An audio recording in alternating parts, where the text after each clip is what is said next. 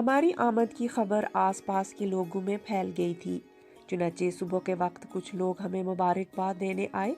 کچھ دیر بعد مقامی مجاہد آزاد کشمیر فوج کی چھم چوکی سے ایک سپاہی کو ساتھ لے کر واپس آیا۔ ہم نے ناشتہ کیا، چونکہ ہم اپنے پاؤں پر چلنے سے معذور تھے، اس لیے مقامی لوگوں نے ہمیں پیٹھوں پر اٹھایا اور تقریباً 2 گھنٹے کے سفر کے بعد ہم چوکی پر پہنچے۔ میرا نام ہے صنم شہزادی اور آپ سن رہے ہیں سری نگر جیل سے فرار کی کہانی۔ یہاں ایک صوبیدار نے ہمارا استقبال کیا، جس نے گاؤں والوں کو رخصت کرنے کے بعد ہمیں چائے اور کھانا کھلایا۔ ہماری آمد کی اطلاع سینئر افسران کو کر دی گئی۔ میں نے ذاتی طور پر فورس کمانڈر سے ٹیلی فون پر بات کی، جو کسی اور چوکی پر تھا۔ کمانڈر نے مجھے بتایا کہ وہ ہماری آمد کی رپورٹ افسران بالا کو دے گا اور جو ہی کوئی فیصلہ ہوا ہمیں اطلاع کر دی جائے گی۔ میں صوبیدار کے بنکر میں 2 گھنٹے تک اس سے بات چیت کرتا رہا۔ میر احمد اور غلام یاسین سپاہیوں کے ساتھ دوسرے بنکر میں گپ شپ کرتے رہے۔ آخر ہدایت موصول ہوئی کہ ہمیں چناری کے علاقے میں بٹالین ہیڈ کوارٹر پہنچانے کا بندوبست کیا جائے، جہاں سے ہمیں FIU کے حوالے کیا جانا تھا۔ میرے لیے ایک گھوڑے کا بندوبست کیا گیا۔ میر احمد کو لے جانے کے لیے کولیوں کا بندوبست کیا گیا۔ غلام یاسین کے لیے بھی کولیوں کا بندوبست کیا گیا تھا، لیکن اس نے پیدل چلنے کو ترجیح دی کیونکہ اس کے پاؤں برف کی وجہ سے زیادہ نہیں جلے تھے۔ اس روز موسم ابر آلود تھا۔ صبح کے وقت جب ہم چوکی میں پہنچے تھے تو برف باری شروع ہو گئی تھی، اور جس وقت ہم چوکی سے ساون کچھا کے لیے روانہ ہوئے، کوئی 9 انچ برف گر چکی تھی اور برف باری ابھی بھی جاری تھی۔ میں نے خداوند قدوس کا شکر ادا کیا کہ اس نے ہم پر بڑا رحم و کرم کیا۔ اگر وادی کشمیر سے چھم تک کے سفر کے دوران کسی روز برف باری ہوتی تو ہم دوران سفر کہیں مر کھپ اور کسی کو ہمارا کوئی نشان تک نہ ملتا۔ ساون کچھا کے بٹالین ہیڈ کوارٹر میں ہم رات کے وقت پہنچے۔ اگلے روز صبح سویرے ناشتے پر میس کے اندر آزاد کشمیر فوج کے افسروں سے میری بات چیت ہوئی۔ یہ 25 دسمبر 1968 کی تاریخ تھی۔ FIU کا ایک JCO کیمپ میں آیا اور ہم سے سوالات پوچھے۔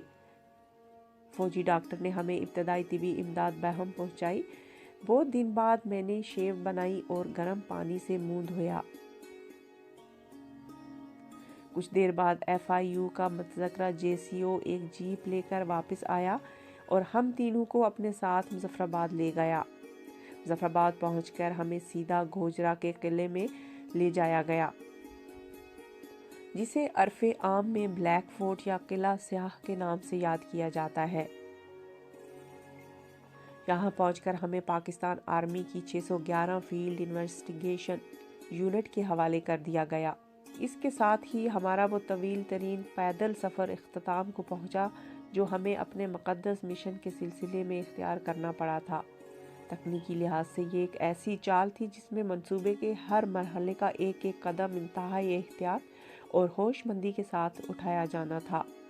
قدم قدم پر خطرات کا سامنا تھا، جن کی پیش بینی اور پیش بندی ضروری تھی۔ آخر ہم کامیاب ہو گئے۔ یہ ایک ایسی کامیابی تھی جو ہم نے ایک ایسے دشمن کے خلاف حاصل کی تھی جو ہم سے کہیں زیادہ طاقتور تھا اور جس کے وسائل لامحدود تھے اور ہر لحاظ سے چوکنا تھا۔ یہ ایک ایسی کامیابی تھی جس نے میرے اندر نئی امیدیں اور نئی امنگیں پیدا کر دیں، اور جس نے مادر وطن کی آزادی کے لیے میرے اس جذبے کو اور میرے عزم کو اور پختہ کر دیا، جس کا عہد میں نے قومی محض آزادی میں شمولیت کے وقت کیا تھا۔ اب میں اپنے آپ کو زیادہ پر اعتماد اور پر امید محسوس کر رہا تھا، اور مجھے یقین تھا کہ میں اس مقصد کے حصول کے لیے اپنی ذمہ داریاں پوری کر سکوں گا۔ مقصد کی صداقت اور اس کے حصول کے لیے صحیح خطوط پر جدوجہد پر میرا ایمان اور پختہ ہو گیا۔ یہ ایک انتہائی مسرت اور انبساط کا موقع تھا اور میں بہت خوش تھا۔ آخر کار میں بخیر و عافیت اپنے گھر واپس پہنچ گیا تھا۔ موت کے پنجوں میں جھکڑے ہوئے ایک شخص کے لیے اس سے زیادہ خوشی کا مقام اور کیا ہو سکتا ہے؟ لیکن میری یہ خوشی بہت عارضی ثابت ہوئی۔ جلد ہی بلیک فورٹ میں ایک نئی صورتحال سے دوچار تھا، ایک ایسی صورتحال کہ جس نے مجھے ہلا کر رکھ دیا اور مجھے بہت کچھ سوچنے پر مجبور کر دیا، اور سوچ کی نئی راہیں اور دریچے کھلتے گئے۔ میرے لیے یہ سمجھنا دشوار ہو گیا کہ اپنا دشمن کون ہے اور دوست کون ہے۔